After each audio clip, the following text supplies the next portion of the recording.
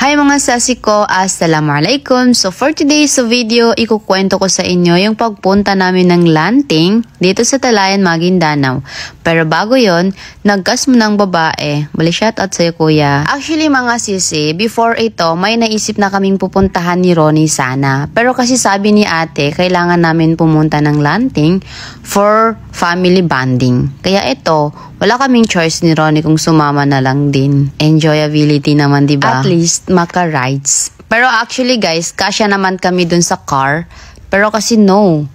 Kailangan namin sumakay ng motorability kami nila Rasul para enjoyability. So yun na mga sesi ko, nandito na nga kami sa area kung saan yung target area na pupuntahan natin, which is dito sa Lanting.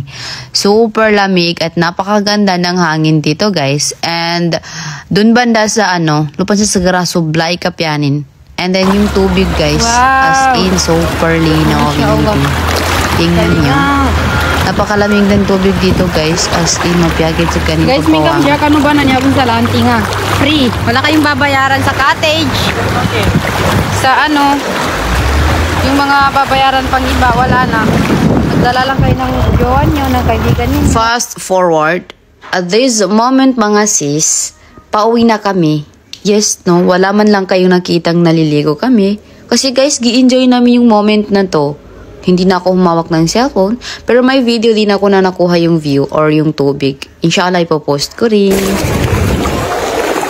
Malingogin, mashallah. Mau di cellphone ko. Pero mas mapiyaw dito sa pinikuan tawa.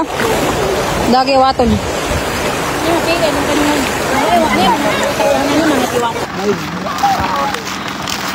Uuwi na ang mga talaw. Si bakla, pumunta ng malinis, uuwing dugyo. Wow, grabe kanisan ka talaga. Bongga! Teka broda.